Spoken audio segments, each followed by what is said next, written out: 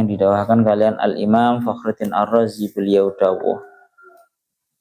Al-Imam Fakhruddin Ar-Razi beliau dawuh, kenapa kok ayat ini di closing dengan watubu, perintah taubat dari Allah Ta'ala? Karena yang namanya taubat, karena dengar kita akan annatakallifallahi ta'ala fi kulli babin la yaktiru al-abdu ad-dha'ifu ala mura'atiha wa in dabata nafsahu wajtahada wa la yanfaqu min taksirin yaqau minhu.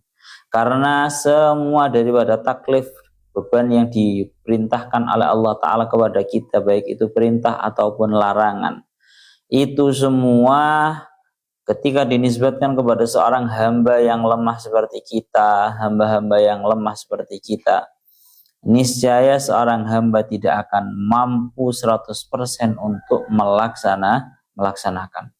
Kiranya orang ngarah, Pak, seorang hamba itu benar-benar melakukan terhadap seluruh taklifnya Allah Ta'ala, mulai dari perintah dan juga larangannya. Bahkan wa in dhabata nafsahu wajtahada, bahkan sekalipun dia sudah bersungguh-sungguh mencoba secara kuat, mencoba secara bersungguh-sungguh dan telah melatih terhadap dirinya. Wala yanfaqu min taksirin yaqau minhu, pasti ada saja keluputan yang pernah dia lakukan, baik disengaja ataupun tidak disengaja.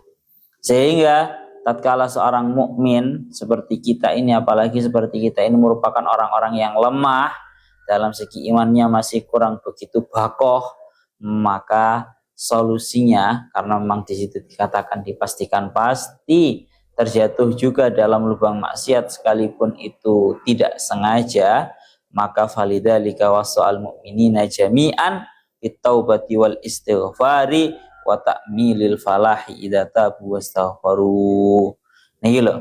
Maka Allah Ta'ala mewasiatkan kepada seluruh para mukminin agar untuk bertaubat dan beristighfar dan memberikan sebuah keberuntungan kepada orang-orang yang mau bertaubat. Istighfar. Jadi intinya closingnya ayat ini diperintahkan untuk bertaubat oleh Allah Ta'ala. Nggih, pun ningoten. Mulane pun kula sering matur kenapa kok di sini diperintahkan untuk taubat sekali lagi. Karena dalam hal ini, karena memang ayatnya ini membahas masalah menjaga mata. Maka yang namanya mata itu juga sulit untuk menjaganya. Bahkan sering daripada kita itu sifatnya menganggap remeh. Lano kan kula badhe terakhir wingi sing dereng kula sampai akan ya. Ya Allah ya Rabbihu ya Karim, bahas masalah Joko Moto iki, Pak. Itu merupakan hal yang sangat sulit sekali, hal yang sangat tidak mudah bagi siapapun, laki-laki maupun perempuan. Untuk menjaga yang namanya mata, melakno ngriki ngendika akan kulul hawadisi mabdaha minan nadari wa mudamun nari min mustasiri syarari wal mar'u mada ainin yuqallibuha fi ayunil aini mawqufun alal khatari yasuru nadhirahu madarra khatirahu la marhaban bisururin adabi dhurari. Ngriki ngendika akan kulul hawadisi mabdaha minan nadari, segala perkara-perkara yang baru datang dan baru terjadi, perubahan-perubahan tersebut semuanya tidak lain tidak bukan terjadi karena melihat. Wa mu'dhamun nari min mustasiri syarari, kebanyakan orang yang masuk terhadap neraka adalah mustasiri syarar, orang-orang yang meremehkan terhadap sebuah dosa-dosa. Jadi banyak kali terjadi perubahan terhadap diri seorang manusia itu karena apa? Karena apa yang dia lihat. Gara-gara menungso ndelok tren nang TikTok akeh wong buka aurat, akhirnya dirinya terpengaruh. Ya. Begitu juga sama kita para laki-laki. Kakean ndelok barang-barang ngoten niku nang TikTok ataupun yang lainnya, ya akhirnya juga terpengaruh. Kulul hawadisi mabdaha minan nadri, semua itu permulaan, semua perubahan itu terjadi karena berangkat dari nazar, melihat. Mau dengar iki ngendika akan wal mar'u mada ainin yuqallibuha. Selagi manusia itu masih memiliki mata yang terus dia gunakan untuk melihat fi ayunil aini mauqufun ala khatari, maka dia itu tak ubah-ubahnya sedang di dalam mara bahaya. Moto iki selagi kamu membiarkannya tanpa kontrol, melihat kemanapun yang kamu mau, melihat apapun yang kamu mau, maka mauqufun ala khatari, maka dia sedang di dalam zona bahaya.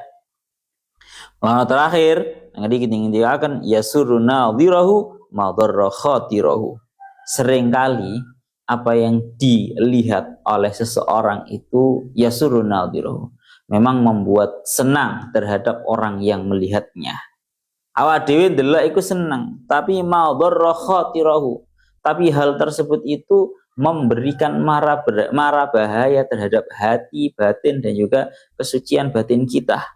La marhaban bisururin adabil dorori. Seringkali ya cara bahasane awak dhewe motone ngono ya, delok apa entah itu melihat perempuan yang auratnya terbuka atau apa. Nek didelok kayak saweneng, Pak.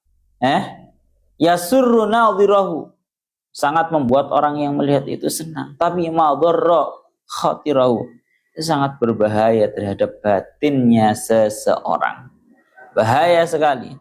Maka terakhir, la marhaban bisururin ada bidorori.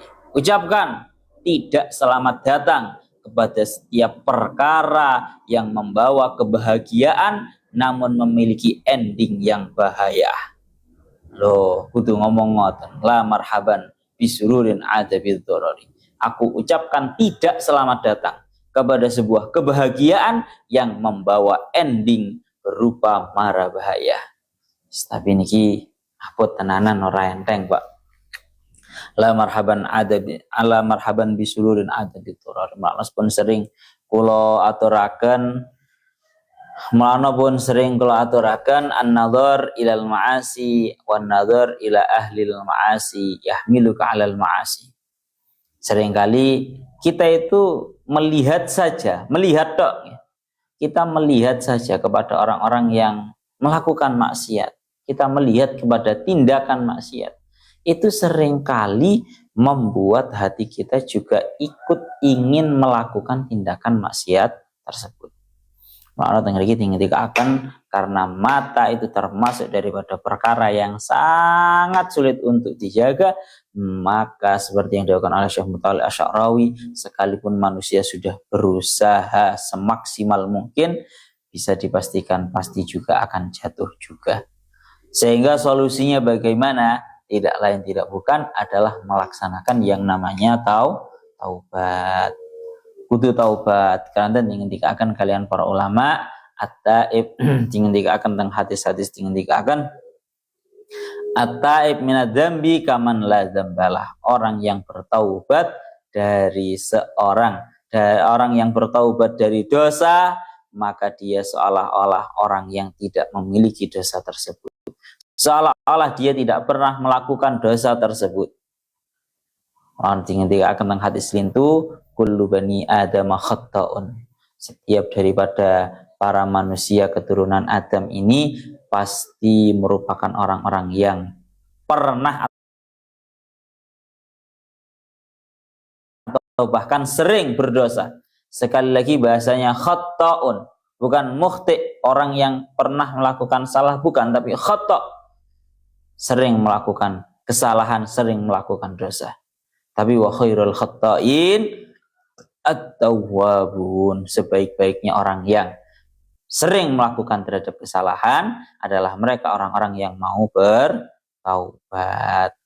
Pun niku ngoten sak tahu Pak, niku intine perintah daripada Allah Taala untuk melaksanakan taubat di dalam semuanya, terkhusus dalam maksiat ain. Dalam hal ini adalah maksiat ain atau maksiat mata yang sangat sulit untuk dihindari, apalagi di zaman kita sekarang. Malah dengan dikatakan tentang salah setengah hadis bahwa Kanjeng Nabi niku sering dahului laka an-nadratul ula wala tutsbiha bisaniyah. kamu tidak dihukumi haram, boleh legal di dalam pandangan yang pertama. Tapi jangan kemudian kamu mengikutkan dengan pandanganmu yang kedua. Artinya apa? Kalau sampean di jalan, naik sepeda motor, atau nyupir mobil, atau sekedar berjalan-jalan, atau sekedar bahasanya lari-lari, kok kebetulan banyak perempuan-perempuan atau ada perempuan-perempuan yang membuka terhadap aurat, maka dawuhnya Kanjeng Nabi an-nadratul ulah, secara hukum fikihnya, secara hukumnya tidak berdosa dengan pandangan kamu yang pertama kali itu, kamu tidak dihukumi berdosa karena tidak sengaja. Tapi dawai Kanjeng Nabi wala tutsbiha bin nadrah as-saniyah, jangan kamu ikutkan dengan pandangan. Jadi terus nih Pak, jika sengaja ndelok, wayu nih rek, wah salah bodine wapi ngono semisale, marang ngono mbok terus. Pandangan pertama nggak sengaja langsung dialihkan. Lalu kalau ada yang bertanya, lalu bagaimana melakukan sebuah perjalanan yang hampir dipastikan di jalan itu pasti ada saja wanita-wanita yang membuka aurat. Kan nanti terjadi namanya fisafar, tapi hampir bisa dipositifkan. Ya itu tadi kembali hukumnya. Pandangan pertama itu hukumnya tidak haram, tapi jangan diteruskan. Taubat. Ini pentingnya kita melaksanakan yang namanya taubat. Atubu ilallahi jami'an ayyuhal mu'minun la'allakum tuflihun. Ayo taubat, kita semua taubat. Bahkan bukan hanya dari urusan memandang ya atau dosa mata. Seringkali juga termasuk dalam hal ini adalah ya Allah ya Rabb ya Karim, aku memang kok malah kemerentek kepingin bahas masalah juga, bahas hukumnya pacaran dan asal usul dimakan dengan pacaran itu bagaimana sih? Tadi kok moro-moro kepingin bahas ngono kuwi. Hadi ngendika akan kalian para ulama seperti Syekh Mutawalli Asy'arawi.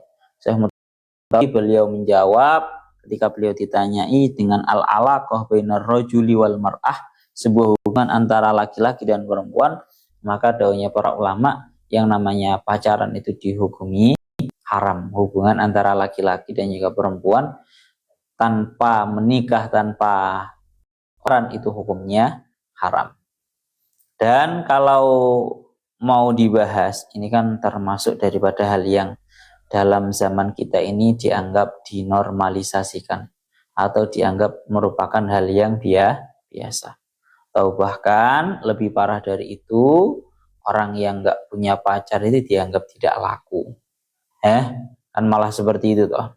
Maka di sini kalau sedikit ingin membahas, didakwakan kalian oleh para ulama min asyaddil mahdurat, min asyaddil muharramat wa akbahil mahdurat ikhtilatun nisa'i birrijal, termasuk daripada paling buruknya perkara-perkara yang diharamkan dan paling haramnya perkara-perkara yang haram adalah bercampurnya laki-laki dan juga para perempuan. Dingendikaken kalian para ulama sing sering dingendikaken kalian sinten Yaifu, Mbah Yaifu niku sering ngendikaken min alamatis sa'ah madharul mani, termasuk daripada tanda-tanda akan datangnya kiamat sudah dekat adalah matorul mani, cara dimuroti secara letterlek yaitu hujan mani. Beliau sering dawuh ini merupakan sebuah kinayah besok di akhir zaman akan banyak sekali terjadi yang namanya perzinahan. Bahkan diingat akan di hadis. Bahkan salah setunggal guru kula sering dahului bahwa besok di akhir zaman itu nanti akan terjadi. Aku hadisnya kok lali ya.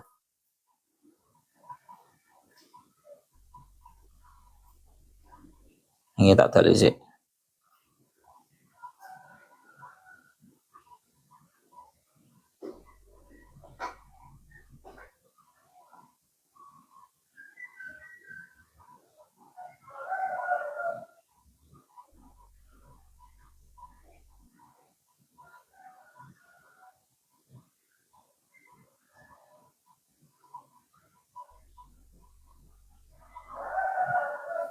Tes.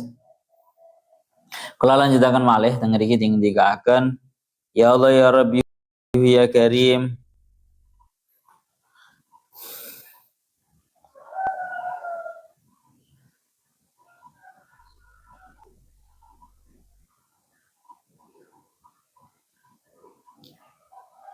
Teng mriki dikaaken ya Allah ya Rabbi ya Karim. Teng mriki dawuhnya para ulama niki termasuk hadis dhaif. Saking anehe besok akhir zaman niku teng mriki dikaaken la taqumus sa'a hatta la yabqa ala wajhil ardi ahadun lillahi fihi hajatun.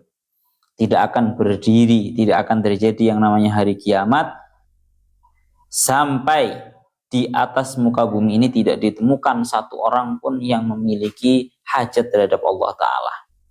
Pokoknya sesuk lah kiamat, kata kiamat itu hampir para manusia itu benar-benar sudah lalai terhadap Allah Ta'ala, wis koyo ora butuh nang pangeran. Bahkan ini wa hatta tujadu almar'atu naharon jiharon tungkah wasatat tariq la yungkiru alai ahadun.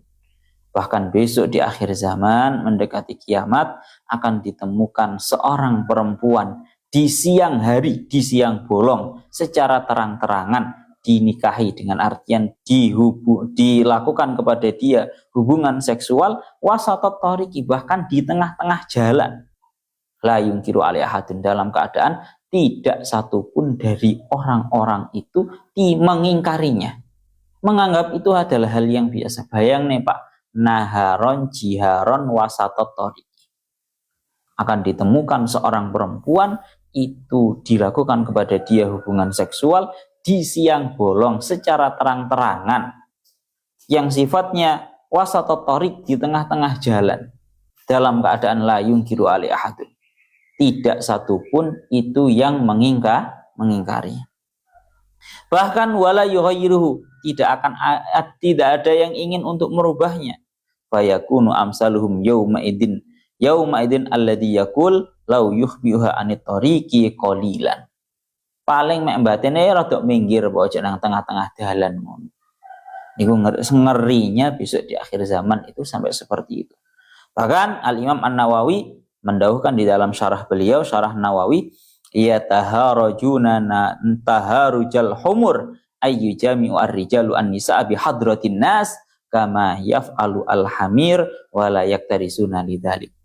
Ngriki dikaaken yakni banyak akan terjadi perzinahan, bukan hanya terjadi di secara sembunyi-sembunyi, akan tetapi seorang laki-laki akan melakukan hubungan seksual terhadap perempuan bihadratinas, di hadapannya para manusia, seperti yang dilakukan oleh hewan-hewan. Walayak dari sunalidalik, bahkan tidak ada yang peduli, hal yang seperti itu dianggap biasa. Nah ini pada zaman kita, Masya Allah, hal yang seperti ini sudah terjadi banyak. Orang yang melakukan zina malah tidak malu untuk melakukan nyuwun sewu, malah di tengah jalan. Lane Pak, awak sing rabi-rabi malah isin nglakoni koyo ngono nang dalan iku isin. Malah sing melakukan perzinahan dengan bagainya mereka lakukan hal tersebut di tengah jalan di hadapannya para manusia. Dan yang lebih mengerikan lagi adalah kita sudah hidup di zaman di mana orang-orang yang berzina itu malah dengan beraninya untuk memvideokan hal tersebut, atau yang biasa kita kenal dengan hal tersebut dinamakan dengan video porno. Itu malah luwih ngeri maneh. Ngono lho. Wong lek nglakoni wis mari. Tapi kalau sampai digunakan atau dijadikan video seperti itu benar-benar akan menjadi dosa jariah. Pon bahasane naudzubillahi min dzalik, bahasanya seperti itu ya. Ini kalau malah pengen ngiling noise seperti itu. Kalau singen ini didawi guru kula teng pondok pas tasik kelas 3 sanawiyah kalau nggak salah. Ya, teng mriki ngendikaaken ngoten. Mulane ya napa wa tubu ilallahi jami'an ayyuhal mu'minun, wis to awak dhewe iki wayahe taubat. Taubat itu apa sih? Taubat itu secara bahasa adalah kembali kepada Allah.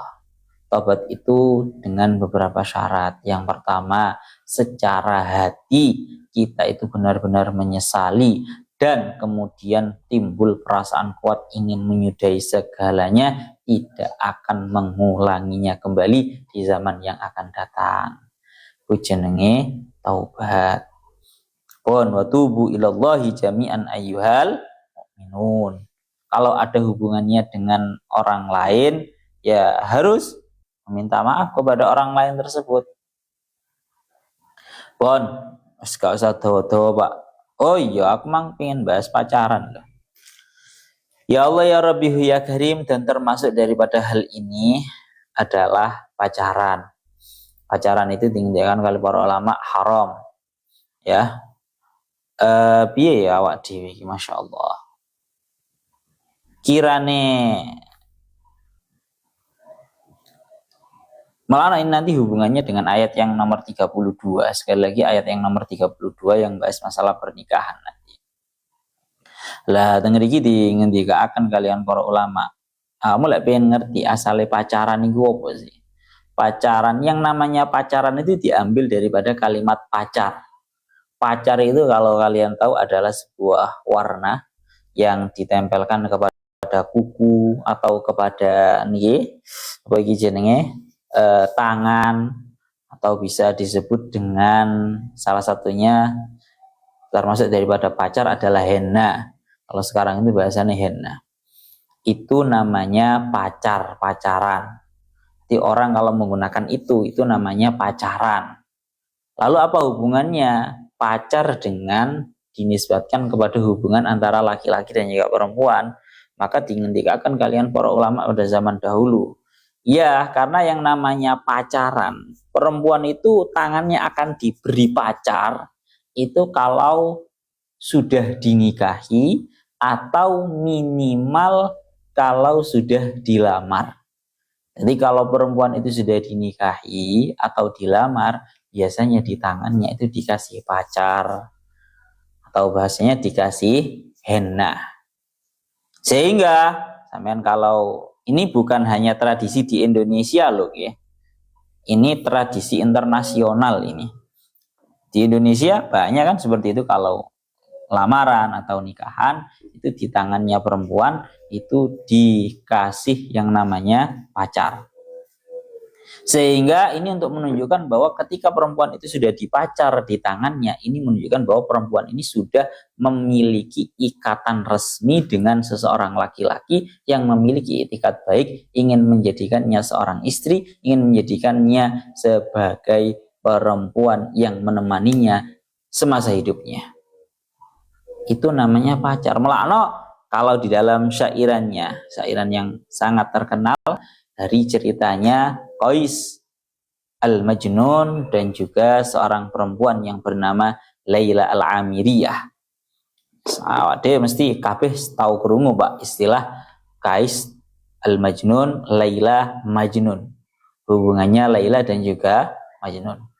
Jadi tengeriku syairannya berkata, walamma talaqaina ala sifhi ramatin wajadtu banana al-amiriyati ahmara.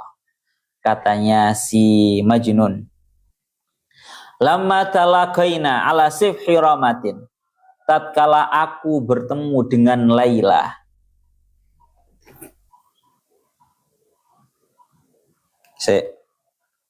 dilengkapi ini syairannya.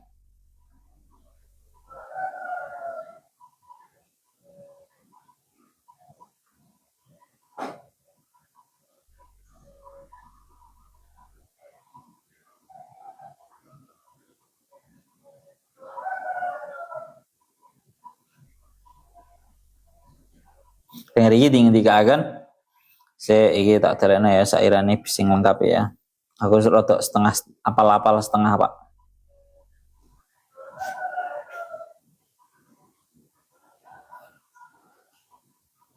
Dengar iki dingin-dingin ini merupakan sairannya Laila dan juga Majnun.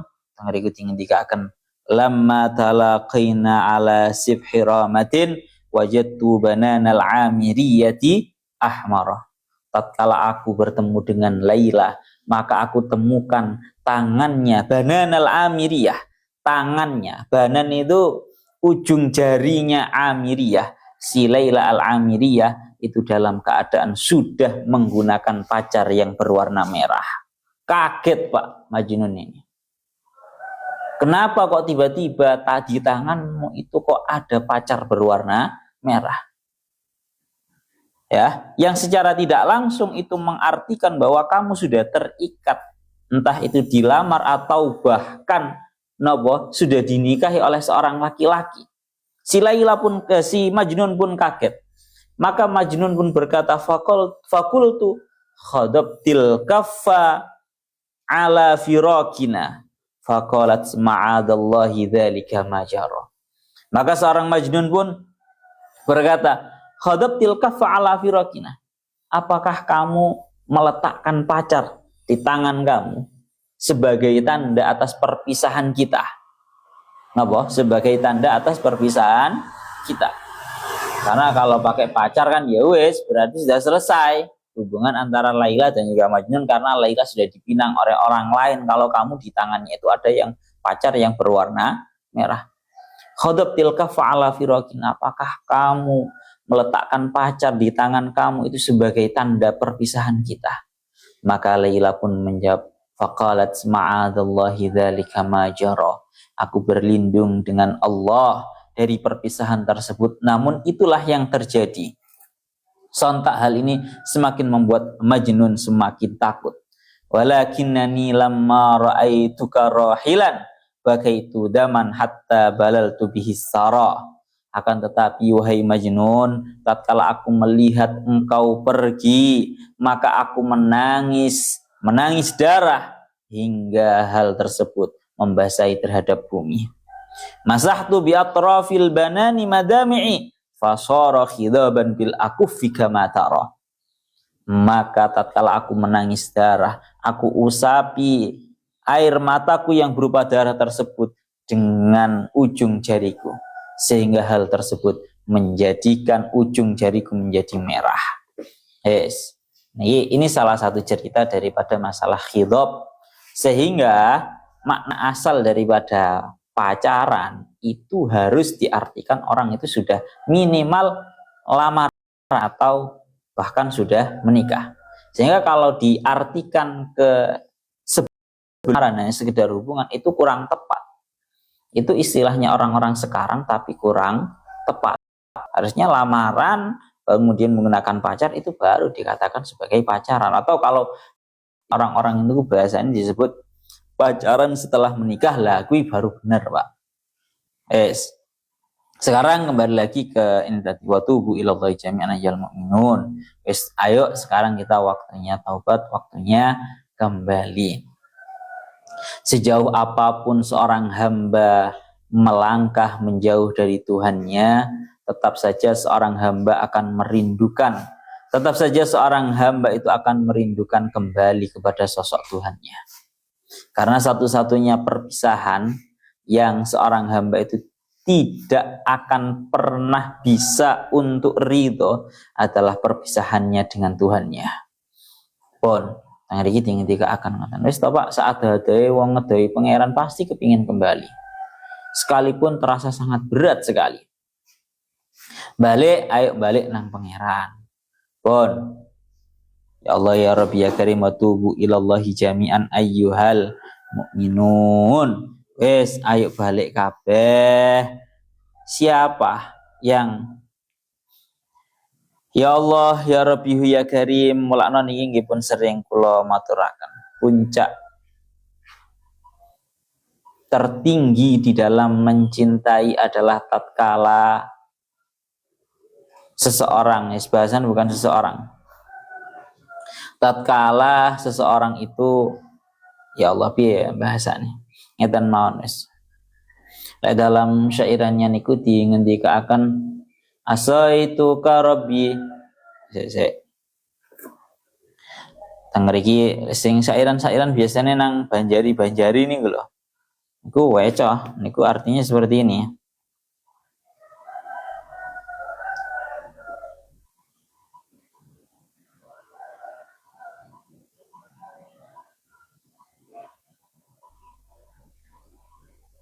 Nah, niki kasih dae biasanya teng Banjari tapi maknanya sangat dalam sekali. Yaitu teng riku dingendikaken aksi kata turuni ansa kata dzkuruni wa kaifa ansa kaya man lasta tansani. Aksi kata turun, ya Allah, aku bermaksiat kepada Engkau. Namun yang ada Engkau selalu menutupi terhadap segala bentuk kesalahan, aib, cacat, dan juga segala bentuk maksiatku. Ansa kata zekuruni, aku selalu tak ubah-ubahnya berada di dalam kelalaian terhadap Engkau. Akan tetapi Engkau tak ubah-ubahnya selalu mengingat kepadaku dengan memberikan segala nikmat-Mu. Fakaifa ansaka ya man lasta tansani. Lalu bagaimana pantas aku lalai terhadap dirimu, wahai zat yang tidak pernah melupakan terhadap diriku. Pon ngriki tinggal akan ngoten iki sing sering. Ada lucu Pak. Satu-satunya biasanya orang itu kalau disakiti, normalnya orang itu kalau disakiti tidak dia mengharapkan kecuali ingin membalaskan atau minimal orang yang menyakiti itu pergi. Tapi hanya Allah Ta'ala yang tanda kutipnya tatkala kita itu menyakiti, kita itu melakukan maksiat, di samping segala nikmat-nikmat yang diberikan oleh Allah Ta'ala kepada kita, apa yang Allah Ta'ala lakukan kepada kita para pendosa ini? Allah Ta'ala hanya menginginkan kita kembali. Kenapa? Allah Ta'ala hanya menginginkan kita kembali. Suka tuh, biar kita itu paham bahwa tatkala kita itu semakin maksiat, semakin Allah Ta'ala merindukan kita kembali. Orang enek. Tidak ada ini di dalam kehidupan kecuali hanya Allah Ta'ala yang seperti ini. Semakin disakiti, semakin mengharapkan untuk dia kembali. Wa tubu ilallahi jami'an ayyuhal mu'minun. Ayo awak dhewe iki kabeh taubat, wahai orang-orang yang beriman. Sebenarnya taubat bukan hanya untuk orang yang beriman saja. Orang-orang kafir juga harus bertaubat dengan cara masuk Islam. Ayyuhal mu'minun, tujuannya taubat itu intinya satu, salah satunya yaitu la'allakum tuflihun, agar kalian itu menjadi orang yang senang, agar menjadi orang yang beruntung. Agar menjadi orang yang beruntung, orang yang menang. Ya Allah ya Rabbihu ya Karim. Orang yang beruntung, nanti kita akan ya terutama beruntung itu ya di dalam dunia dan juga di akhirat, terutama di akhirat nggih. Orang kalau bertaubat di akhiratnya pasti beruntung. Akhirat pasti beruntung. Adapun segi duniawinya perlahan-perlahan dia bisa kok nanti insya Allah menjadi orang-orang yang benar-benar beruntung. Ya, tapi sulit. Tapi sekali lagi sulit. Contoh mawon kalau kita agak sedikit bahas lebar tentang hal ini. Katakan seorang perempuan yang dulunya itu pekerjaannya itu menjadi perempuan-perempuan malam. Kemudian laki-laki yang pekerjaannya itu haram. Itu kalau mereka mau bertaubat menyudahi segala bentuk pekerjaan haramnya, niscaya positif di akhiratnya dia pasti akan menjadi orang yang beruntung. Satu, kalau dunianya perlahan, biasanya hancur dulu dunianya. Ketika dia meninggalkan segala pekerjaan-pekerjaan haramnya, biasanya dia mengalami keterpurukan di dalam urusan ekonomi. Biasanya dia pertama-tama yaitu mengalami keterpurukan dalam urusan ekonomi. Lalu nanti karena ini merupakan janjinya Allah Ta'ala, ya nanti dia akan bangkit perlahan-perlahan. Jadi ojo wedi bagi orang-orang yang memiliki pekerjaan-pekerjaan yang haram, ayo taubat. Dan kamu jangan takut untuk tidak memiliki jalan rezeki, karena jalan rezeki itu pasti akan ada yang halal. Makna kalau di dalam ayat lain kan dikatakan ya Allah ya Rabbi ya Karim wa may yattaqillaha yaj'al lahu makhraja. Barang siapa yang bertakwa terhadap Allah, niscaya akan Allah Ta'ala berikan jalan keluar. Pasti ada saja jalan keluar, tapi sekali lagi jalan keluar yang diberikan oleh Allah Ta'ala seringkali itu menjadi misteri ilahi, tidak terpintas di dalam nalar kita. Itu yang kita harus bisa menyesuaikan hati. Pon gimana ketahuan waktu billahi jami'an ayyuhal inna ala tuflihun. Wis talah bejo-bejo Pak, yakinilah kalian semua orang-orang yang mau meninggalkan segala bentuk kemaksiatan, apalagi segala bentuk pekerjaan-pekerjaan yang haram, yakinilah dalam jangka waktu cepat atau lambat kalian akan menemukan sebuah keberuntungan. Pon ayyuhal mu'minun. Yuk kita lanjutkan, kita maknani yang wa angkihul. Sekarang bahas Rabi Pak. Ayo di mana ini? Ya Allah ya Rabbi ya Karim, surat An-Nur 32. Wa angkihul ayama minkum wassalihina min ibadikum wa imaikum iyakunu fuqara ayunihimullahu min fadlih wallahu wasi'un alim.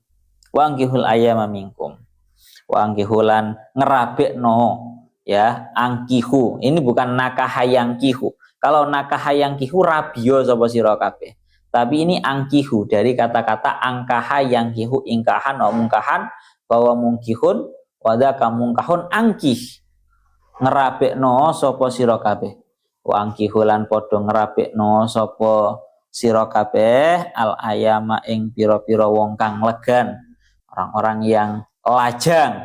Pira-pira wong kang legan, bahasa Jawa ini legan, bahasa Indonesia ini lajang, tidak memiliki pasangan, minkum saking sira kabeh. Jam'u ayyimin, jam'u ayyimin utawi ayam iku jamak lafat ayyim, wa hiya utawi ayyim atau al ayama iku man wong laisa kang ora ana iku laha ketuiman sapa zaujun bojo, sapa zaujun bojo, bikron iku perawan kanat ana sapa man, au sayyiban utawa rondo, waman lan wong laisa kang ora ana belahu ketuiman sapa zaujun bojo wadon. Semua baik laki-laki atau perempuan yang belum memiliki pasangan itu namanya ayama.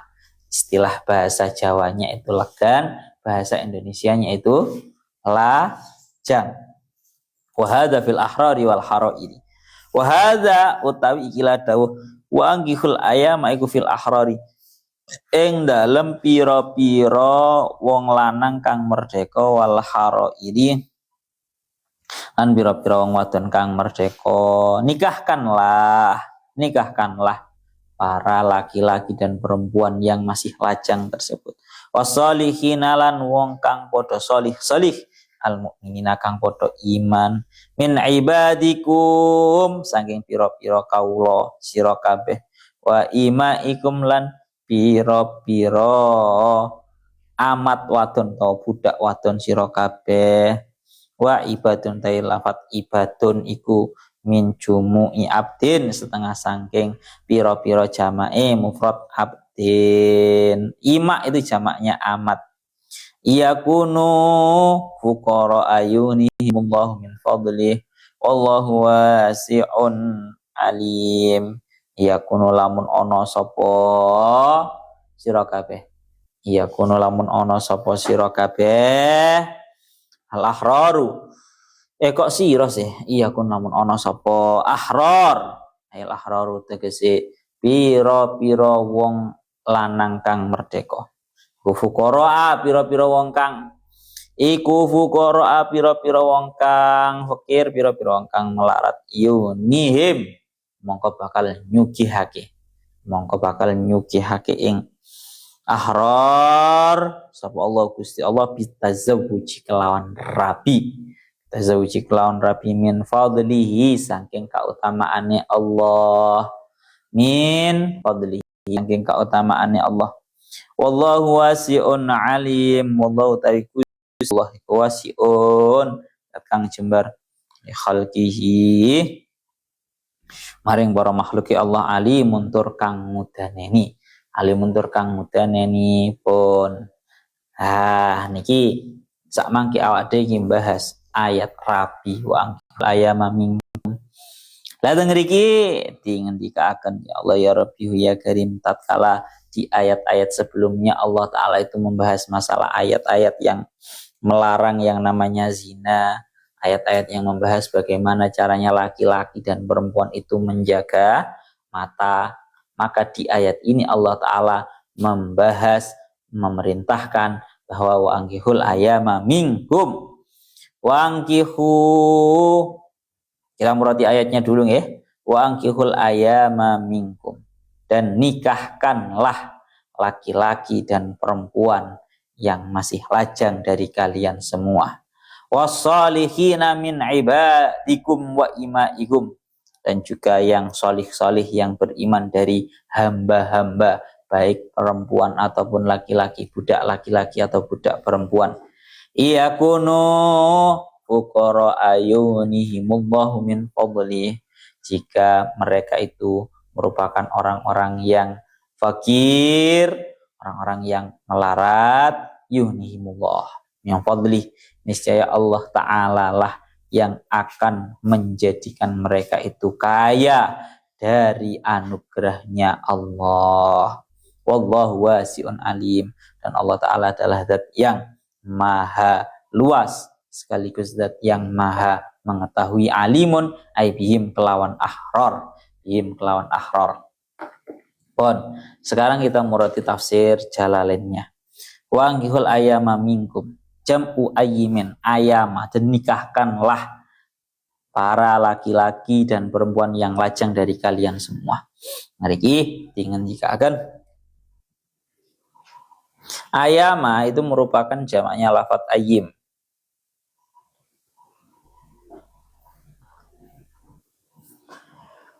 Yang mana artinya ayyim itu man laisa laha zaujun fikran kanat aw sayyiban wa man laisa lahu zaujun hadza fil ahrari wal harir. Pokoknya laki-laki ataupun perempuan yang tidak memiliki pasangan, baik yang sudah, baik yang masih apa bahasanya?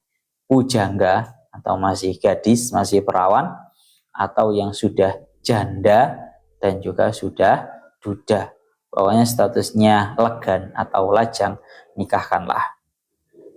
Maka kalau bahasanya angkihu, sekali lagi kembali ke masalah korelasi ayat ini dengan ayat-ayat yang sebelumnya. Ayat-ayat yang sebelumnya itu kan membahas masalah betapa besarnya dosa berzina, kemudian betapa bagaimana caranya kita itu menjaga mata secara baik. Maka dikatakan kalian para ulama, tidak ada jalan yang bagus kecuali yaitu menikah. Kenapa?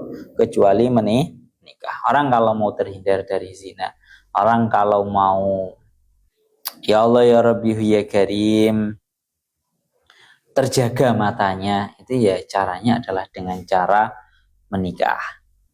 Lah sehingga sering touching jika akan kalian Kanjeng Nabi, dawuh Kanjeng Nabi, ya ma'syaras syabab man istata'a minkumul ba'ah falyatazawwaj fa innahu aghaddu lil basar wa ahsanu lil farji.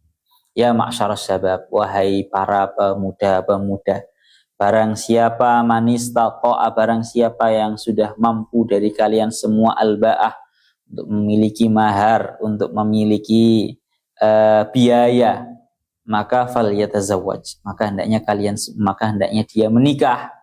Kenapa kok menikah? Fa innahu aghaddu lil basar wa ahsanu lil farji.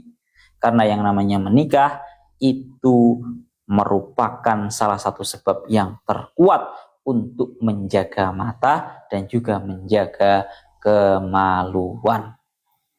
Yes ya. Niki rada tak perlebar ngeten. Orang itu nyuwun sewu naudzubillahi min dzalik. Kalau dia belum menikah, terus kemudian dia melakukan pergaulan bebas, walaupun dia sudah pernah melakukan yang namanya hubungan seksual tapi di luar nikah, dia tidak akan pernah merasakan yang namanya rasa puas. Napa? Dia tidak akan pernah merasakan yang namanya rasa puas. Dengan bahasa kasar, dia tidak akan tercukupkan dengan satu kali hubungan dengan satu orang. Dia akan terus menuruti syahwatnya yang tidak berujung. Dan dia akan terus, matanya itu akan, bahasanya tidak bisa mengontrol terhadap mata dan juga kemaluan. Yes, delawanlah orang-orang yang di luar sana yang memiliki hubungan bebas itu. Tidak akan tercukupkan dengan satu objek, cara bahasa kasaran yang ngomong. Tapi itu sangat berbalik dengan orang yang sudah nikah. Kalau orang yang sudah menikah, fa innahu aghaddu lil basar wa ahsanu lil farji. Itu dia akan bisa lebih mengontrol terhadap matanya dan bisa menjaga terhadap kemaluannya. Karena ngeten, kenapa sih kok bisa terjadi seperti itu? Pada umumnya orang yang sudah menikah itu bisa tercukupkan dengan kekasihnya, dengan istrinya, dengan suaminya. Sedangkan orang-orang yang belum menikah sama sekali, dia melakukan hubungan-hubungan bebas, kok tidak tercukupkan dengan satu saja. Atau bahkan tidak tercukupkan dengan 2, 3, bahkan 10. Sering banget, karena yang namanya manusia ini, Pak, itu punya 2 kehausan. Bukan keharusan, kehausan. Punya 2 kehausan, yaitu haus secara jasmani, kebutuhan biologis, dan juga haus secara ruhani, secara ruh kita. Itu catatan tenanan. Maka adapun orang-orang yang hanya orang-orang yang sudah merasakan dan tercukupi kebutuhan jasmaninya, kebutuhan biologisnya, dengan cara semisal dia cuma melakukan hubungan-hubungan bebas di luaran sana, maka dia tidak akan memiliki sebuah ketenangan dan rasa cukup.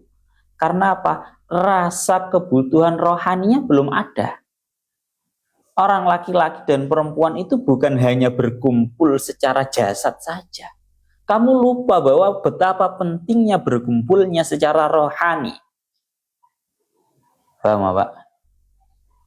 Sehingga kalau kita melihat terhadap orang-orang yang menikah, maka dikatakan orang yang sudah menikah itu terkumpul secara jasmani, juga secara rohaninya, secara kebatinannya juga sudah diikat dengan ikatan nikah. Ngoten ta? Paham ya? Ana dikatakan malih kalau di dalam nikah itu adalah istilah sakinah, mawaddah, warahmah. Lah, itu artinya apa sih? Tak kandani ya. Sakinah, mawaddah, warahmah itu merupakan sebuah ungkapan bahwa seorang laki-laki dan juga seorang perempuan itu sudah benar-benar menyatu secara jasmani dan juga rohaninya. Adapun secara jasmaninya, maka perempuan dan juga laki-laki sudah berkumpul, sudah boleh berpegangan, atau dengan lebih dari hal itu, yaitu sampai berhubungan badan. Dan ini mungkin juga bisa didapatkan orang-orang yang tidak menikah. Tapi yang tidak bisa didapatkan oleh orang-orang yang tidak menikah, hanya melakukan hubungan bebas, adalah yaitu bersatu secara rohani atau kebatinan. Kalau secara rohani, secara kebatinan, itu sudah Allah Ta'ala yang mengatur dengan cara ikatan akad nikah. Sehingga orang-orang di luaran sana, takokno dhewe. Orang-orang yang berhubungan badan di luar nikah itu, ya, orang-orang yang melakukan berhubungan badan di luar nikah itu, tanyakan. Kalau mereka senang, saya yakin mungkin kalau rasa senang itu bisa mereka dapatkan. Tapi satu yang tidak akan bisa mereka dapatkan dari hubungan di luar nikah, yaitu ketenangan. Sakinah, mawaddah, warahmah. Mbak, kalau menikah dan berhubungan dalam keadaan sudah menikah, maka berhubungannya dalam keadaan sakinah, penuh dengan ketenangan. Tenang, senang, selain senang tapi juga tenang. Tapi tanyakan kepada orang-orang yang di luar sana, yang melakukan, gak usah ditanyakan, kita positif, ini sifatnya merupakan sebuah kepastian.